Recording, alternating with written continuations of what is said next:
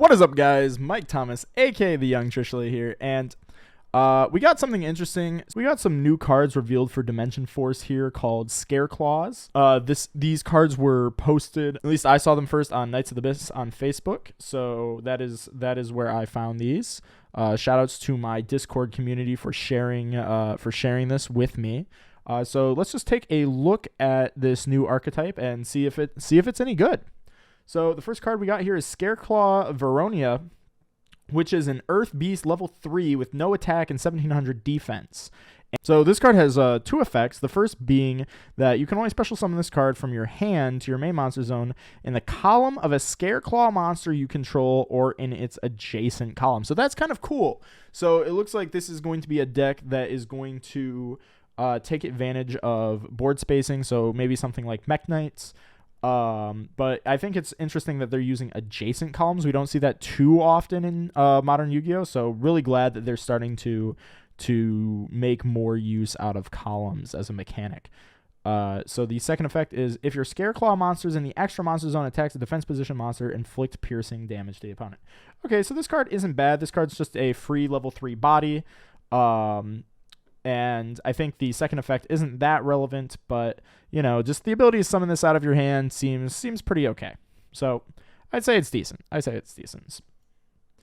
The next card we have is Scareclaw Acroa, which is another level 3 Earth Beast monster that has two effects. You can special summon this card from your hand to your main monster zone in the column of a Scareclaw monster or in the adjacent column. So far, both of them are extenders. That's pretty good, actually. So when you have a deck of monsters that can all summon themselves, that's obviously inherently strong. Them being level 3s already kind of reminds me of Burning Abyss. So maybe we might see this get splashed into like a PK engine or a PK deck, because these are just monsters that, you know, you can vomit onto the board for free so far. So if they all have this ability, this might actually have some potential, maybe not as its own deck, but maybe as a splash engine. So that's pretty cool. The second effect is your Scareclaw monsters in the extra monster zone gain 300 attack for each of your defense position monsters. Okay, that's not bad. Then we have so the next monster we have is Scareclaw Reichardt. Hey, shout out Reichardt.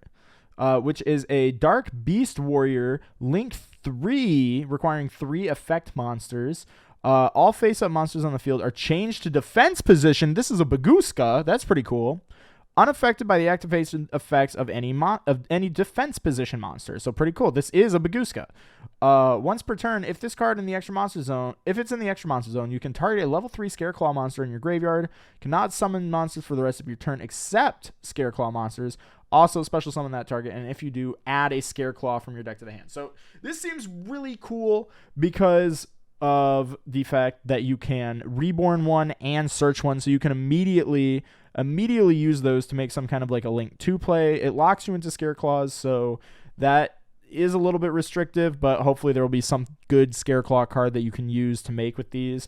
I think what's really cool about this is that you can, because these are all beasts and beast warriors so far, you can splash these in with Tri-Brigade. So we've already seen splash ability with this deck to go in both Phantom Knight and Tri-Brigade. So this is already shaping up to be a pretty interesting deck. So let's take a look at the next card and see if it's good. We got a field spell. That's pretty cool. So we have Lithobia. I know I'm not pronouncing that right. The Wanton and Willful World of Desire. That's definitely not going to be translated into anything nearly as cool in the TCG. I already know that. So you can only activate one card with this card's name per turn. Also, you can only use its third effect once per turn. So it's a field spell, and it has a hard once per turn activation condition that already makes me think it's going to be good. When this card resolves, you can add a Scareclaw monster or Vias equals Staffrost, or one Visas equals Staffrost from your deck to your hand. Is this a typo, or is this a related archetype? I'm not sure, guys. If you know, let me know in the comments, because I don't know what this is. So the second effect, your opponent monsters control Monsters your opponent control lose 100 attack and defense for each defense position monster on the field. Okay, so second effect, not very relevant. First effect, pretty good, though. This is Magical Meltdown. We've been seeing this a lot. The Therians got one, so this archetype also gets one. That's pretty neat. If there are 3 or more defense position monsters on the field, you can target one card your opponent controls, destroy it. That's interesting. That's a really unique effect. Is that you can just pop a card if you have defense position monsters. Obviously, I think where this is going is the idea is that a lot of times, especially in Yu-Gi-Oh, like if we're special summoning a monster, we tend to put it in defense. So this just seems to be solid. You're just putting monsters in defense. You just special summon them. You flood the field and you just get a free pop. Maybe that's not going to be that useful, but I mean, I could see this being pretty useful.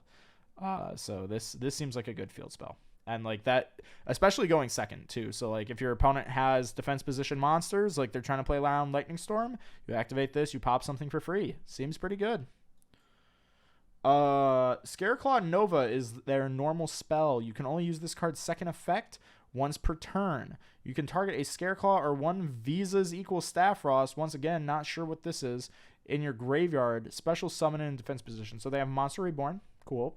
Scareclaw Link monster If a Scareclaw Link monster you control would be destroyed by battle or cut effect, you can banish this card from your graveyard instead.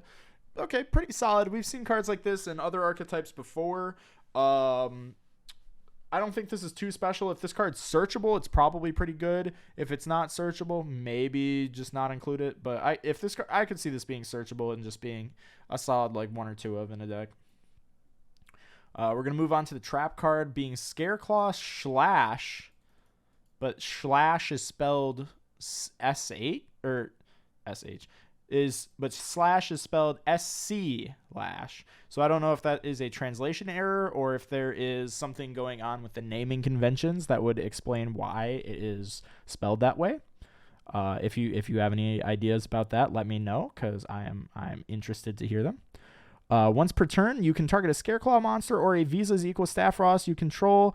This turn, it can attack while in face-up defense position. Okay, interesting. So this card is turning everything into total defense shoguns. That's neat. Probably not that good, but it's neat. When your opponent activates a card or effect while you control a Scareclaw monster in your extra monster zone, you can send this from the graveyard. You can send the spell trap card to the graveyard and negate the effect. Okay, it's like okay. It's just like a negate if you have the Link monster. It also lets you be total defense shogun. I'd say this is like okay if it's searchable. I mean, I guess it's just a searchable negate. Otherwise, I'd say this is pretty mediocre. It being a continuous trap means that it can be hit with stuff like Cosmic Cyclones, so probably just inferior to like Imperm. And it is a little bit restrictive that you need to have the Scareclaw monster, but I could see it being played. We have a normal trap being Scareclaw Alternative. You can only use the second effect of this card once per turn. Should be 3 Scareclaw monsters you control. Your opponent can only special summon monsters in defense position for the rest of the turn. That's okay. So, okay, I get how this card is supposed to function. So we know that the Link 3 allows you to reborn a Scareclaw and then search one. And obviously they can summon themselves if you control Scareclaw. So summoning the Link 3 turns this card on. And you just sacrifice your whole field. And then your opponent can only special summon in defense position. If they're playing a very Link-heavy deck, this would just lock them out of the game. With such a high cost, it makes me think that we are going to see a very Link-heavy deck released in Dimension Fusion that this deck is like intended to counter. Would be my guess. Like that's what I'm getting out of this card. I don't think this is going to be good. Tribute 3 for such like an okay-ish effect is really bad, because especially now with the new master rules, your opponent can just synchro summon in defense, Xyz in defense. They don't have to play Link monsters. So maybe this is good if like the meta just becomes like Link monsters everywhere, but otherwise I already see this just not being great. But the second effect is the hard once per turn, so maybe this is a good effect. During your turn, you can banish this card from your graveyard Inflict 100 damage to your opponent for each defense position monster on the field. Never mind, I lied. This is Sparks. This is Sparks. So now we're getting into Scareclaw Reichardt, which is a Dark Beast Warrior, different than the level 3 Beasts, which has 1500 attack and 2100 defense. So, okay. Pretty solid, I would say. You can only special summon this card with its first effect per turn. You can only use its second effect once per turn. So, you can summon this card from your hand to the main monster zone in the column of a Scareclaw monster you control or in the adjacent column. So this card is keeping the theme of summoning it from its hand to one of the adjacent columns. So pretty cool. Nothing too different there. If this card is normal special summon, you add a Scareclaw spell trap from your deck to your hand. Okay, so there is a searcher for the spell traps. So like what we were saying before with this and Nova. So Nova and Slash. This card will allow you to search either Nova, Slash, or maybe Alternative. Alternatively, you could search Alternative. So that's okay, but there's more because we can never have nice things, right? So then, if there are 3 or more defense position monsters on the field, you can draw 1 card. Oh, it's Engage! It's Engage! They gave the deck an Engage. Neat. Guys, look, it's Engage. Don't you miss that? I miss Engage, don't you? Wow. So for the next month, okay, so we have Visas equals Starfrost. Okay, so if you let me know in the comments what this was, I appreciate you, but now we know what it is. This is a level 6 Light Warrior Tuner. So that's interesting. We're deviating from the theme. So this might be like a Fallen of Albaz type monster where there's lore surrounding this card right here and the other monsters in the archetype. So if this card is in your hand, you can target a monster you control with a different type and attribute, destroy it, and if you do, special summon this card. So this card tags out one of the guys that are on your field and summons himself. That's pretty cool. Him being a level 6 tuner, pretty cool. We have level 4 and level 3s, pretty okay. With the level 4 and 3, you'll be able to, go into Baron pretty easily. Like, you can go into Baron, you could go into Shen. Like, if you go normal summon Scareclaw Reichardt, search Nova. Where is it? Search Nova. And then you have Visa equal Staffrost. You can just pop the, pop Reich, Reborn Reich, and now you have a Baron. So this is this 2-card Baron right here that's basically generic. Not bad. When this card destroys an opponent's monster by battle, you can make this card gain attack equal to half the destroyed monster's attack and defense, whichever is higher. That's not terrible. It's not terrible. It could come up, but obviously not crazy. I think what's cool about this is that it is a level 6 tuner monster. Level 6 tuners are interesting because that helps you really get into some of those bigger monsters that are really hard to summon. So maybe they're going to have some like level 9, level 10 synchro monsters, which is a card pool that desperately needs some love and is starting to get it. So, this could be interesting. I'm excited to see what else they have.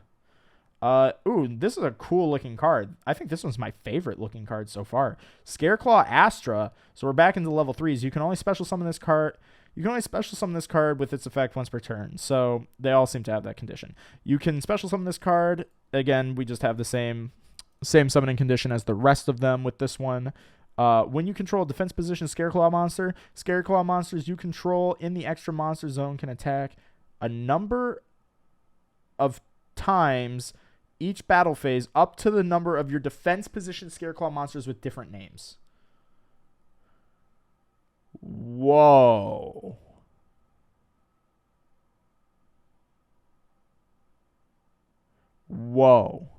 Okay, that's pretty interesting. So how this would work, based on how this is currently worded, if you have the Link monster, right? And then you reborn one, you search one, and like say you search this and you summon it, it would get 2 attacks. What I think, there might be a mistranslation, what I think it probably does is it gives it an additional attack for every single defense one that you have. Because that would make more sense. That would make this really good. Because the way it's worded right now is a little bit bizarre. But you know, I mean, I could be wrong. I don't know because these are still not perfectly translated. But how that would work is because this is a 3K body. If it works the way I think it does, this is just 9,000 to the face. That's really good. That's really good. So it could be that it will only have 2 attacks. Maybe it would have 3, but still, like, being able to give a 3K beat stick like a lot of attacks is not bad at all. Especially not when it is immediately searching this card, putting it on the field, and putting another card on the field to help give it more attacks. So this could be really strong. This could be really strong. I like this a lot. And then that seems like the last one. So I guess that's it for the video. Let me know if you guys think that this is a good archetype. Drop this video a like if you did enjoy this. And consider subscribing. We're trying to grow the channel to 1,000 subscribers by the end of March. If you don't subscribe, that's okay. If you do subscribe, I'll love you forever. So take it easy, guys, and I'll see you in the next video. Goodbye.